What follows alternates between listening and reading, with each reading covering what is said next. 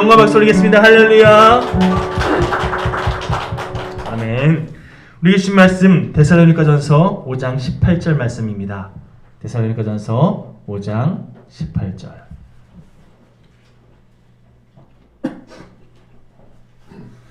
데살로니가전서 5장 18절 말씀 우리 한 목소리로 함께 합독하겠습니다.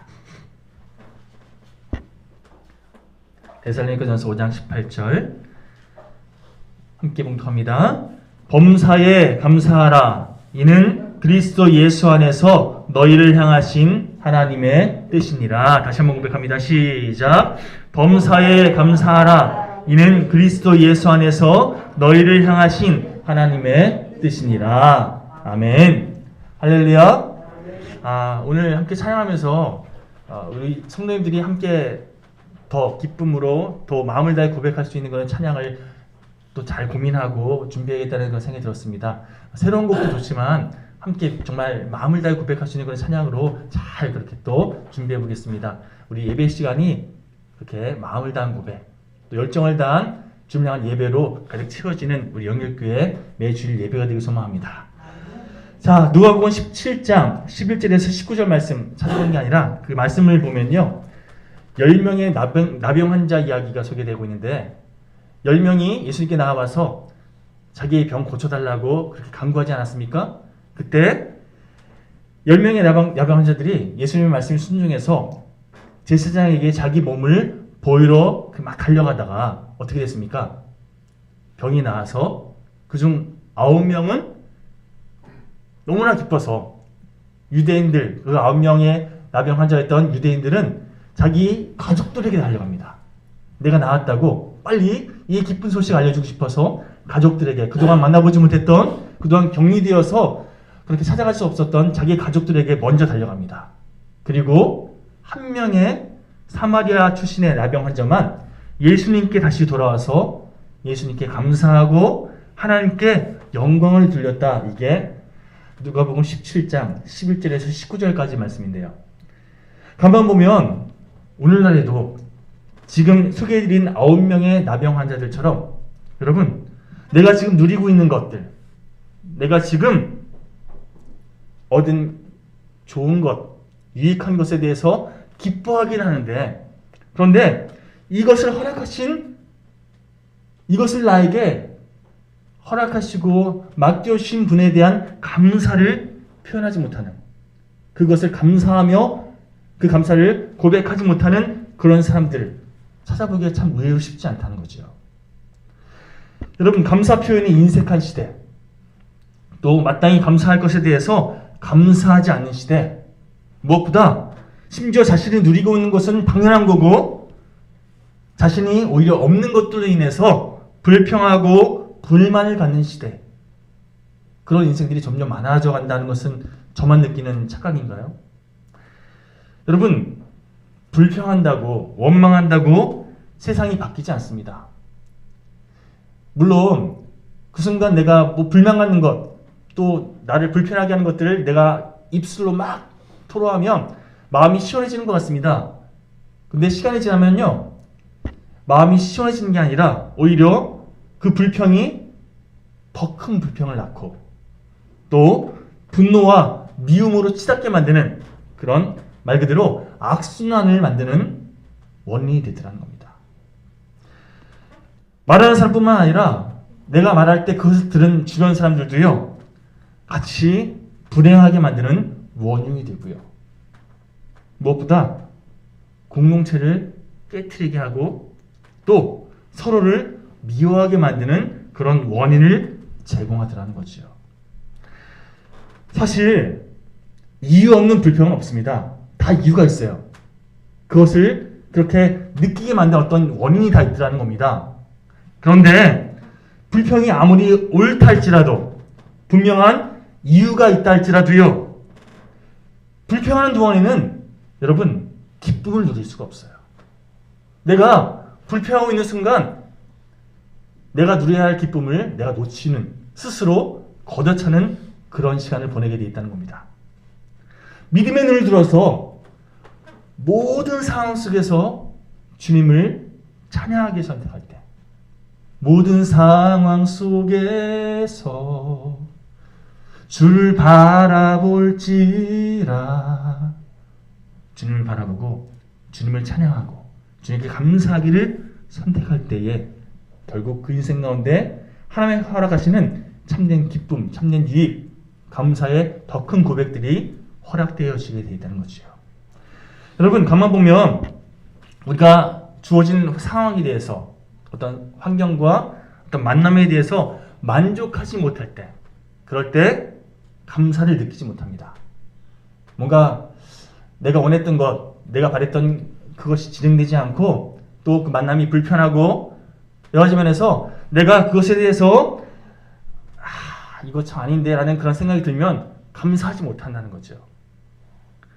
반면에 성령의 붙들림 받아서 믿음의 눈으로 자신의 상황을 바라볼 수 있는 그런 인생은요, 내가 지금 인간적으로는 불만족스러운, 또 내게 뭔가 불편함을 느끼게 만드는 그런 상황과 환경이라 할지라도요, 긍정적으로 해석할 수 있는, 더 나아가서 인간적으로는 불만, 불평, 원망으로 그렇게 흘러가기 마련인 그 똑같은 상황을 오히려 감사로 채워갈 수 있는 그런 인생이 될 수 있다는 거죠. 여러분, 여러분 아시는 그런 분일 텐데, 소아마비 1급 신체장애 진단받았던 송명이라는 분이 계십니다. 이분이 나라는 제목의 시를 이렇게 써서 많은 사람들에게 감동을 줬고요. 아시는 것처럼 이 시에 음을 붙여서 공평하신 하나님이 나 남이 가진 건 나 없지만 공평하신 하나님이 나 남이 없는 것 같게 하셨네. 여러분, 이 고백을 했던 송명희 씨 혹시 사진을 보신 적 있습니까? 제가 일부러 사진 준비 안 했는데요, 정말 심각한 그런 장애를 갖고 있어요. 소아마비 가진 분 보신 적 있잖아요, 그렇죠? 그런데 그분이 나 남이 가진 거 남이 갖지 못한 거 가져서 나 그래서 하나님께 감사합니다라는 이 고백한 이유가 뭘까요? 상대를 생각했을 때 나는 누군가 갖지 못했던 더 좋은 것을 하나님께서 주셨다, 이 고백한 그 내면에는요, 자신은 남들과 비교했을 때 가진 것도 없고 잘하는 것도 없고 또 뭔가 많이 부족한 그런 신체적인 또 상황적인 그런 조건이 자기에게 있지만, 그렇게 가진 것도 없고 또 자랑할 게 없는 그 현실 때문에 오히려 하나님을 더 의지할 수밖에 없었고 하나님만 더 바라볼 수밖에 없었던 그런 자신의 삶, 결국 그로 인해서 내가 남들이 누리지 못한 것을 내가 누리고 있다, 이 고백은요, 내가 하나님을 더 바라볼 수 있었다, 내가 하나님을 더 누릴 수 있었다, 하나님 때문에 나는 정말 은혜로운 삶을 살 수 있다, 이 고백을 하고 있는 거예요. 상황적인 어떤 여건적인 부분 때문에 내가 감사합니다 이게 아니라 하나님만 바라볼 수 있어서 감사합니다, 하나님 때문에, 하나님 덕분에 나는 감사합니다, 이 고백을 하고 있더라는 거죠. 로마서 8장 28절을 보면요, 함께 읽어볼까요? 시작.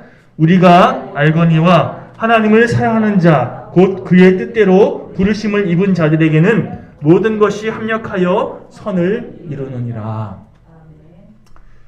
내 생각에는 이건 지워버리고 싶고 나에게 있어서 참 불편한 그런 상황과 환경이 있어요. 어떤 그런 만남이 있습니다. 그런데 믿음의 눈을 들어보면요, 그 모든 것을 통해서 하나님께서 나를 선하게 이끄시는 그런 과정이었다는 거죠.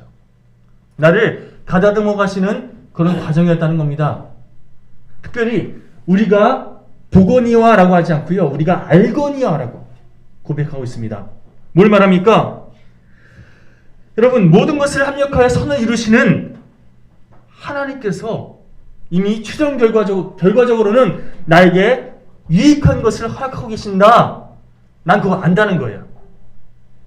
지금의 이 과정들 결국 나는 믿는다는 거예요. 하나님께서 나에게 이미 좋은 것을 예비하고 계시는 그런 과정 가운데 하나라고. 그래서 그 하나님의 섭리를 믿음으로 이 모든 과정 속에서 합력하여 선을 이루실 하나님의 뜻이 있음을 믿음으로 하나님께서 나에게 이미 좋은 것을 예비해 두고 계심을 내가 믿음으로 그것을 내가 알기에 나는 하나님께 감사드립니다. 이 고백을 하고 있더라는 거죠. 여러분, 이렇게 하나님께서 나에게 허락하신 환경과 상황과 또 만남에 대해서 합력하여 선을 이루시는 하나님의 뜻을 믿고 신뢰하는 그런 우리 모두가 되어야 할 줄 믿습니다. 그럴 때 누군가 때문에 힘들어하고 불평을 갖고 또 원망하는 그런 선택보다 오히려 이런 과정을 통해서 그 사람을 변화시키시고 또 나를 가다듬어 가시는 하나님을 신뢰하면서 감사합니다를 조금 더 고백할 수 있는 그런 우리가 될 줄 믿습니다. 여러분, 시편 읽어보면 감사라는 단어가 참 많이 고백됩니다. 중요한 사실은 시편을 기록한 저자들이 어떤 감사할 이유가 있어서 조건이 감사할 만한 그런 상황이기 때문에 그래서 하나님께 감사합니다라고 고백한 게 아니에요. 로마서 8장 28절에 고백된 그런 내용처럼 아직 이루어지지 않았어요. 아직 찾아오지 않았습니다. 감사할 만한 상황이 아니에요. 그럼에도 불구하고 미리 감사하고 있더라는 겁니다. 우리 특별히 시편 109편 30절에서 31절까지 말씀 한번 읽어볼까요? 자, 시작. 내가 입으로 여호와께 크게 감사하며 많은 사람 중에서 찬송하리니 내가 궁핍한 자의 오른쪽에 서서 그의 영혼을 심판하려 하는 자들에게서 구원하실 것이미로다. 여러분, 31절 후반부에 기록된 것처럼 구원하실 것이미로다. 하나님께서 지금 구원하신 거예요? 아니요, 앞으로 구원하실 거라는 거예요. 지금 내가 아직 구원의 그 기쁨을 누리지 못한 상황이에요. 그런데 이 눈물 가운데 있는 이 한숨 속에 그렇게 막 휘발려 있는 탄식 속에 그렇게 몸부리치는 그런 내 상황 속에서 그러나 30절에서 고백하는 것처럼 하나님께서 이미 나에게 이것을 구원의 그 기쁨을 허락하실 줄 믿고 먼저 감사하고 있다는 겁니다. 내가 그것도 크게 감사하기를 선택했다라고 고백하고 있다는 거예요. 어려움 가운데 힘든 일들 속에서 나를 구원해 주셨기 때문에 나에게 그런 상황을 바꿔주셨기 때문에 감사합니다. 이게 아니라 구원하실 것이미로다. 하나님께서 그렇게 행하실 줄 믿고 알거니와 그래서 그럼에도 불구하고 모든 것을 주관하고 계시는 하나님을 신뢰함으로 감사하고 있다는 거죠. 여러분, 다니엘의 감사가 바로 이랬습니다. 주변 사람들이 다니엘을 시기해서 다니엘을 죽이기 위해서 함정을 파지 않습니까? 왕이 아닌 다른 신 혹은 다른 대상에게 경배하고 절하면 그런 사람 다 사자굴에 가둬서 죽게 만들 그런 칙령을 만들었잖아요. 왕이 내가 높아지는 거니까 나만 경배하게끔 한다니까 좋아서 그렇게 왕의 어인을 딱 찍어버립니다. 그거를 알고도 다니엘이 어떻게 합니까? 우리 다니엘서 6장 10절 말씀 한번 읽어볼까요? 시작. 다니엘이 이 조서에 왕의 도장이 찍힌 것을 알고도 자기 집에 돌아가서는 윗방에 올라가 예루살렘으로 향한 창문을 열고 전에 하던 대로 하루 3번씩 무릎을 꿇고 기도하며 그의 하나님께 감사하였더라. 아멘. 그런 상황이 벌어지니까 이제 누구에 들키면 안 되는, 누군가가 자기 기도하는 거 보면, 하나님께 기도하는 거 보면 죽을 수 있는 그런 상황이잖아요. 그러면 숨어서라도 기도하는 거, 그것만 해도 대단한 건데 다니엘이 어떻게 했다고요? 오히려 창문을 열고 평소 하던 대로 당당하게 기도했다는 겁니다. 특별히 어떤 기도요? 감사 기도했다는 거예요. 지금 상황이 감사할 만한 상황이에요? 죽을 수 있는 상황이잖아요. 위험한 상황인 거잖아요. 그런 환경이 자기에게 찾아왔는데 그럼에도 불구하고 하나님께 담대하게, 당당하게 감사하기를 선택했다는 겁니다. 여러분, 간절하게 바라는 것은 모든 상황 가운데서 주님을 바라보는, 담대하게 주님을 의지하는, 무엇보다 감사를 선택하는 그런 복된 우리 모두가 되시기를 다시 한번 주님의 이름으로 간절히 축원드립니다. 이를 위해서는요, 제가 매번 강조합니다. 아마 매주 강조할 거예요. 여러분, 성령님의 도우심을 간구하십시오. 내 노력, 내 의지로는 절대로 안 된다는 거예요. 성령님이 우리에게 임하실 때에 성령님께서 우리의 심령을 회복시켜 주시고 무엇보다 우리 인격 속에서 주로 감동을 주시는 일을 먼저 행하십니다. 그래서 여러분, 성령님의 붙든 그런 인생은요, 뜨거운 불이 올라오게 돼 있고 눈물이 생기게 돼 있고 또 충만한 감격을 느끼게 되더라는 겁니다. 메마르던 심령 가운데 성령님이 함께 하셔서 눈물이, 감격이, 또한 충만한 감사가 절로 고백되어진 인생, 그것이 우리 영일교회 모든 교우들의 삶이 되어야 되지 않겠습니까? 성령님은요, 특별히 우리 삶 가운데 말씀으로 역사하십니다. 자, 말씀으로 역사하신다는 걸 잘 주목해 들으십시오. 말씀을 기억나게 도와주시고요, 또 말씀의 그 의미가 무엇인지 깨닫게 도와주십니다. 그래서 그 말씀을 바르게 적용할 수 있도록 도와주신다는 겁니다. 중요한 것은 그 말씀이 기억나게 하려면 내가 어떻게 되죠? 기억나게 하려면 말씀 먼저 읽어야죠. 말씀 먼저 묵상해야죠. 그래야 기억나게 도와주실 거 아닙니까? 아무것도 없는데 하나님께서 성령님께서 그 말씀을 기억나게 하실 수 없다는 거죠. 내가 먼저 말씀 가운데 거하는, 말씀을 묵상하고 말씀을 붙잡는 그런 믿음의 선택을 할 때 성령님께서 기억나게 하시고 깨닫게 하시고 결단하게 도우신다는 겁니다. 여러분, 무엇보다 우리의 시각을 바꾸십니다. 고난을 문제로 인식했던 그런 우리의 시각을, 이거 하나님께서 나를 성장하게끔, 성숙하게끔 허락하시는 그런 영적인 자극이구나, 이렇게 인식하게 도와주신다는 겁니다. 예전에 제가 들키지 않으려고 좀 이렇게 넉넉한 옷을 많이 요즘에 입는데요, 배가 나오기 시작해서 그러더라고요. 그래서 헬스클럽에 등록해서 좀 운동을 해본 적이 있습니다. 요즘처럼 트레이너가 전문적으로 관리하는 그런 시스템이 아니라 돈 내고 개인적으로 가서 그렇게 해야 되는 그런 헬스클럽에 제가 등록했는데요, 잘 모르니까 어떻게 하는지 둘러보니까 막 열심히 뭔가 하더라고요. 그래서 똑같이 따라하는데 자존심 있잖아요. 남자의 자존심. 남들처럼 하고 싶은, 남들만큼 해야 된다는 그런, 이것 때문에 막 열심히 그날 운동하고 나서 일주일 동안 알아만 누웠어요. 알이 배겨가지고 너무 무리한 거죠. 남들 연습해가지고 그렇게 된 건데 첫날 그렇게 하려고 하니까 이게 말이 됩니까? 여러분, 이렇게 모든 과욕을 부리면 안 되는데 특별히 근육을 키우려면 어떻게 해야 할까요? 처음부터 무리하면 문제가 찾아오지만, 그러나 제대로 운동을 한다는 그 전제하에 근육에 자극을 주는 게 운동 아닙니까?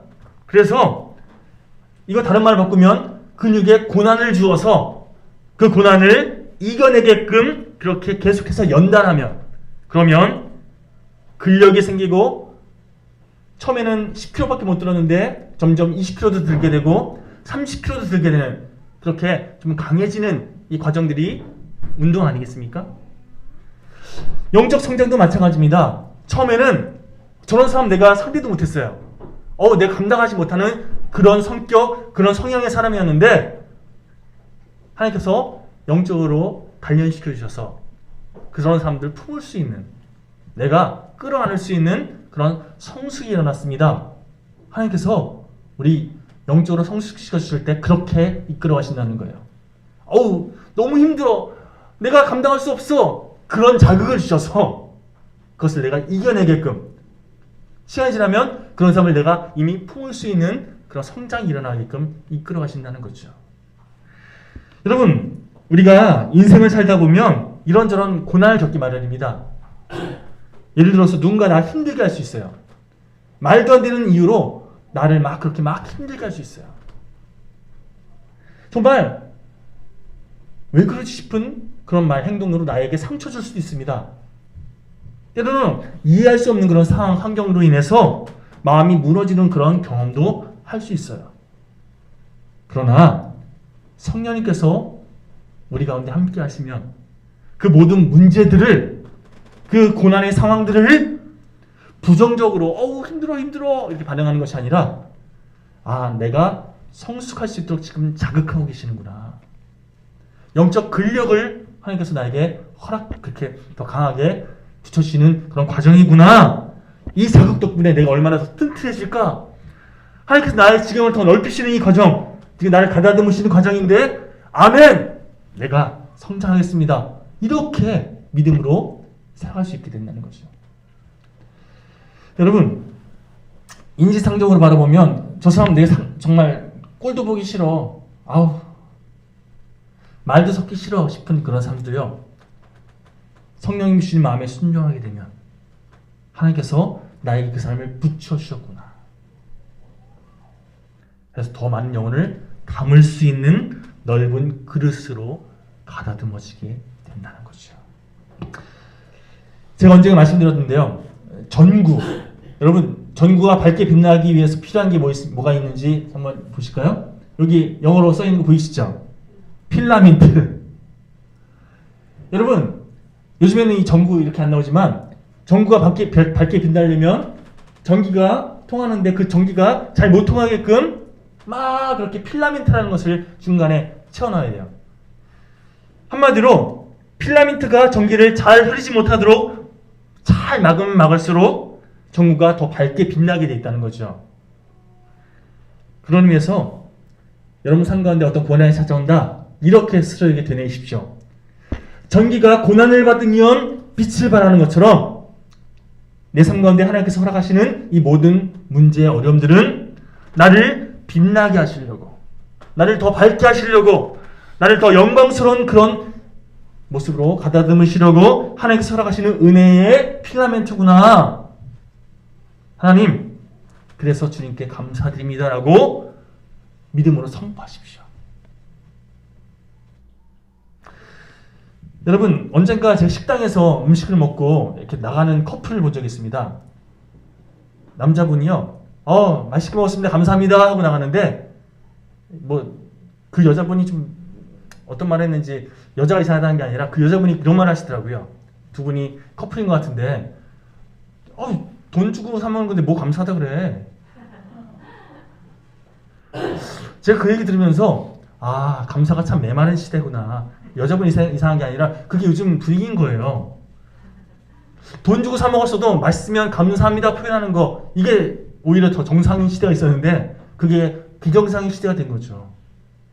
여러분, 감사란 것은 내가 받은 것을 받았다고 하고, 고마운 것을 고맙다고 하고, 또 좋은 것을 좋다고 표현하는 것, 이게 감사예요. 그렇다고 한다면 하나님께서 나에게 허락하신 것에 대해서 감사 표현할 줄 아는, 또 다른 사람들이 나에게 베푼 것에 대해서 감사를 표현하기를 선택하는 그런 저 여러분 모두가 되었으면 좋겠습니다. 표현할 때 그 감사가 더 풍성해지게 되어 있다는 거죠. 여러분, 오늘 우리가 함께 봉독한 데살로니가전서 5장 18절에 보면 범사에 감사하라 라고 권면합니다. 범사, 한자로 써 있어서 좀 이해하기 쉽지 않지만 쉽게 말하자면 모든 일에 감사라는 거예요. 모든 일에.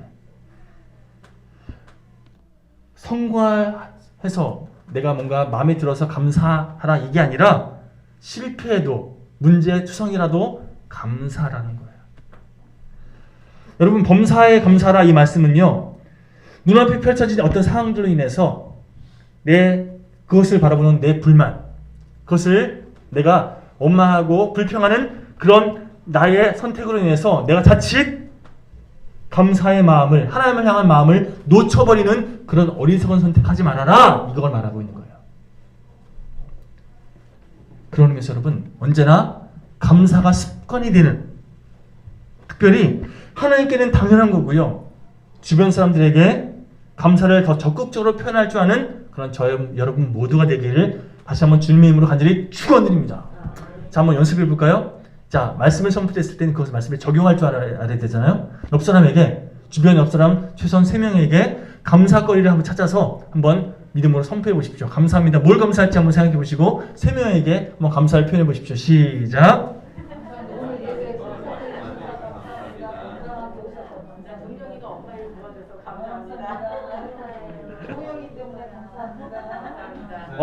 정말 종영제 너무 감사해요. 도와줘서. 네. 자, 이 예배 함께 드시는 우리 온라인 예배자들도 함께 너무나 적극적으로 참여하시는 그 모든 것에 감사드립니다. 여러분, 그렇습니다. 감사를 표현하니까 서로 기분이 좋아지잖아요. 그렇죠? 감사 표현하니까 너무나 행복해지잖아요. 하나님께 감사 표현하면요, 하나님께서 기뻐하신다는 거예요. 여러분, 요한복음 6장에 오병이어 기적이 소개되고 있는데요. 예수님 말씀 듣고 있던 많은 사람들, 시간이 너무나 지나서 저녁 때가 되어서 그 사람들 식사를 해야 되는데 상황적으로 그 사람들에게 식사를 제공할 수 있는 상황이 아니에요. 예수님께서 제자들에게 이들을 먹일 수 있도록 해라 말씀하시니까 제자들이 어떻게 합니까? 지금 이 사람들을 어떻게 먹일 수 있습니까? 오히려 화를 내죠. 아니, 예수님께 화를 냈다기보다는 투정을 부리죠. 짜증을 부립니다. 그런데 그렇게 제자들이 불평을 갖는 그 똑같은 상황을 바라보시면서 예수님께서 뭐 하셨다고요? 축사하시사. 한 아이가 그렇게 정성스럽게 올려드렸던 빵과 물고기에게 축사하시사. 여러분, 축사라는 표현이 너무 어렵죠? 쉽게 바꾸면 감사기도 했다는 거예요. 여러분, 하나님께서 지금 뭔가 상황을 확 바꿔주셔서 감사기도 드린 게 아니에요. 아까 얘기했죠? 미리 감사한 거예요. 미리 하나님께서 행하신 일들에 대해서 감사기도 드렸더니 하나님께서 일하신 것을 경험하게 되었다. 이게 오병이의 기적이에요. 제자들이 불평할 수밖에 없었던 그 똑같은 상황을 바라보시면서 예수님께서는 오히려 감사기도 드렸다는 겁니다. 여러분, 한마디로 지금 예수님께서는요, 우리가 언제 감사해야 되는지에 대해서 가르쳐주고 계세요. 상황이 바뀌었기 때문에 감사합니다. 내가 원하는 대로 뭔가 진행됐기 때문에 감사합니다. 이게 아니라 미리 감사라는 거예요. 하나님의 행하심을 믿고 감사라는 거예요. 해가 뜨는 희망찬 시점에 그렇게 하나님께 감사합니다 이러지 말고 오히려 날이 저문단 그런 암담한 상황에 처해 있다 할지라도 황량한 빈들에 그렇게 막 터덜터덜 걷고 있는 그 처절한 신세 가운데 있자 할지라도 그러나 하나님을 바라보면서 감사하기를 선택하면요, 하나님의 일하심을 보게 돼 있다는 거죠. 주가 일하시네, 주가 일하시네, 주께 아끼지 않는 자에게. 주가 일하시네, 주가 일하시네, 신뢰하며 걷는 자에게. 아멘! 우리 모두가 이런 삶을 살아갔으면 좋겠습니다. 마지막으로 마크라는 사람에 대한 이야기를 소개해드리고 말씀을 정리할까 합니다. 이 사람이 플라스틱 사업으로 탄탄대로, 쉽게 말하면 잘 나가던 사람이에요. CEO로서 플라스틱 제가 그런 도움 건물의 어떤 그 지붕을 만드는 그런 사업을 벌였는데 잘 나갔어요. 그런데 오일 쇼크로 인해서, 여러분 기름과 관계된 게 또 플라스틱 접목이 되잖아요. 오일 쇼크로 인해서 쫄딱 마음합니다. 정말 탄탄대로 부유한 삶을 살았던 그런 삶에서 너무나 쉽게 말하면 추운 겨울에, 겨울이 되어서 차에 유리창이 망가졌는데요, 유리창을 고칠 돈도 없어서 추운 겨울에 뉴욕까지 그렇게 막 발발 떨면서 그렇게 왔다 갔다 해야 될 정도로 너무나 궁핍한 삶으로 그렇게 곤두박질 치고 갑니다. 돈이 많을 때에는, 부유할 때에는, 잘 나갈 때에는 친구들도 막 찾아왔는데 자기가 망하고 나니까 사람들이 외면하더래요. 그래서 순식간에 너무나 우울증도 찾아오고 또 인생이 밑바닥으로 치닫은 자기의 신세가 너무나 억울하고 속상해서 인생을 포기하고 싶은 그런 시간들이 찾아왔다는 겁니다. 그런데 여러분, 그 인생의 벼락 그 끝에서 마크라는 사람이 하나님을 바라봤어요. 우여곡절 끝에 하나님께서 그의 삶 가운데 찾아오십니다. 그리고 포기하고 우울한 그런 선택에서 하나님 의지하는, 하나님만 바라보는 믿음의 선택을 그가 하게 됩니다. 시간이 지나고 나서 그가 책을 하나 썼는데요. 자기의 실패 경험을 토대로 다른 사람을 격려하고 그렇게 다른 사람을 응원하기 위한 그런 내용의 책을 써요. 그 책의 제목이 마음을 열어주는 101가지 이야기예요. 제가 대학 다닐 때 이 마음을 열어주는 101가지 이야기 친구들 집에 가면 다 꽂혀 있더라고요. 여러분, 한 100만 부만 팔려도 메가스터디, 쉽게 말하면 베스트셀러라고 그렇게 막 대박친 책이라고 얘기하는데, 이 책은요 굉장히 많이 팔려서 이 책 때문에 메가셀러라는 신조어가 생겼어요. 얼마나 많이 팔렸는지.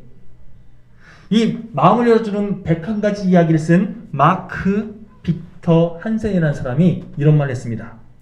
오늘 내가 여기 설 수 있었던 이유는 지난날의 실패 때문이다. 한 끗 차이라는 거죠. 내가 그것을 어떻게 바라보는지. 그것 때문에 완전히 인생 밑바닥에서 허적거리는 인생으로 끝나느냐, 아니면 다시금 회복의 길을 걷느냐, 전환점이 있다는 거죠.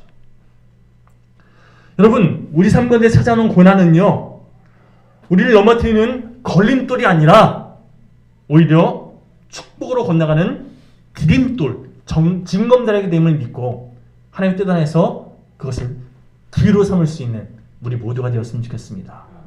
하나님을 더 의지하는 기회, 하나님의 일하심을 보게 되는 영적인 기회로, 영적인 디딤돌로 징검다리를 삼는 그런 복된 인생 우리 모두가 되었으면 좋겠습니다. 어떤 어렵고 힘든 일이 찾아온다 할지라도요, 그때가 하나님의 때임을 믿고 믿음의 눈을 들어 주님을 바라보십시오. 주님께 맡겨드리십시오. 우리 흔히 하나님께 이런 기도 많이 합니다. 이 환경 때문에 힘듭니다. 이 상황 좀 바꿔주십시오. 여러분, 이 기도 전에 우리가 더 먼저 해야 할 것이 있는데, 하나님, 이 상황을 바라보는 제 시선을 바꿔주십시오. 제 마음을 바꿔주십시오. 제가 말씀으로 이 상황, 이 환경을 바르게 해석할 수 있는 믿음을 더 허락해 주십시오. 이렇게 기도하면요, 환경이 바뀌지 않아도 상황 그대로 할지라도 우리는 승리할 수 있습니다. 여러분, 우리 이 시간 이렇게 기도했으면 좋겠습니다. 주님의 일하심을 보기 원합니다. 믿음의 눈으로 주님의 행하심을 누릴 수 있는 복된 삶이 되기 원합니다. 그래서 더 감사가 충만한 그런 우리 모두가 되길 소망합니다. 함께 이 시간, 이 찬양 고백하시고 결단하며 기도하는 시간 되었으면 좋겠습니다. 함께 이 말 좀 틀어주시겠습니다.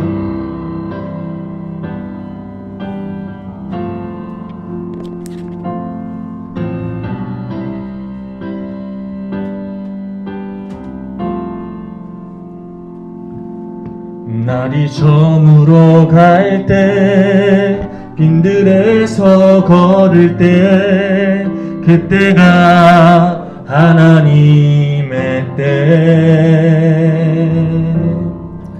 내 힘으로 안 될 때, 빈손으로 걸을 때, 내가 고백해 여호와 이래. 우리 모인 이곳에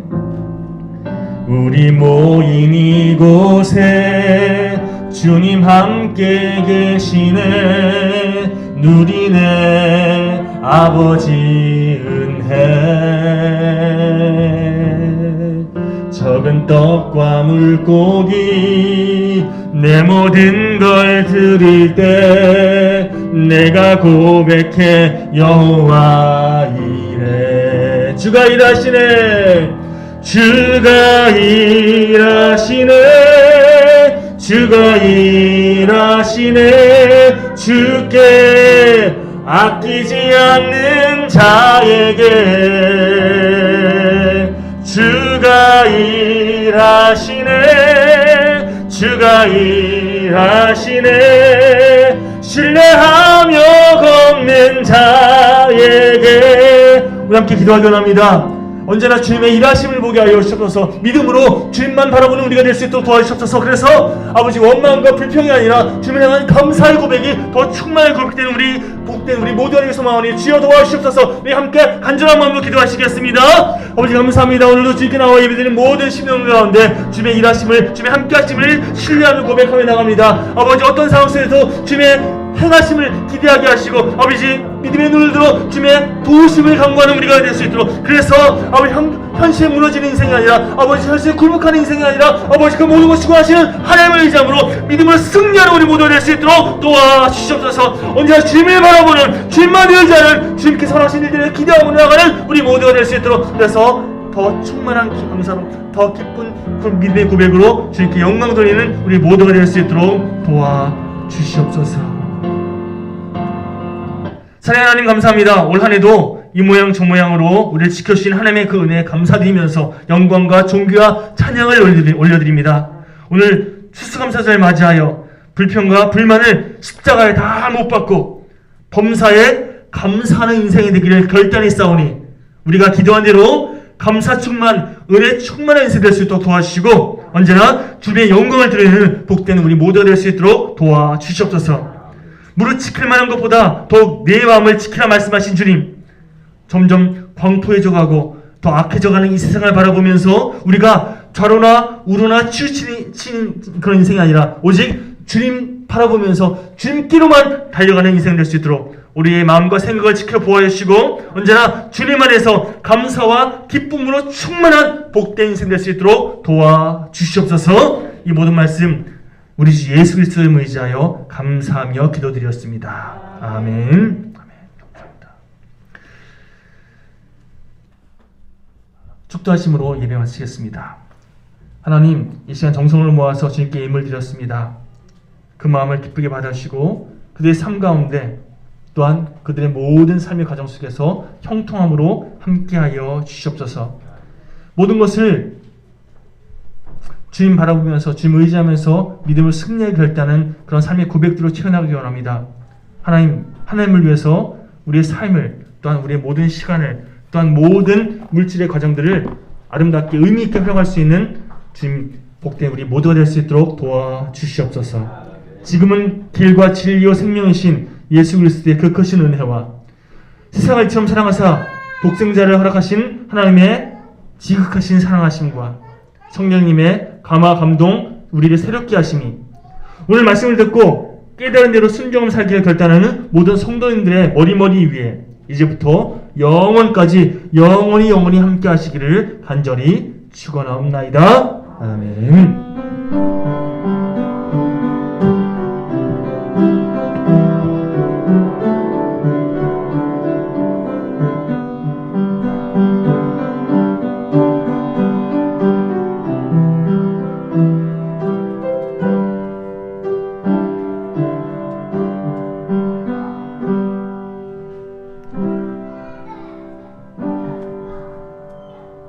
감사로 충만한 우리 모두가 되길 소망합니다. 승리하십시오.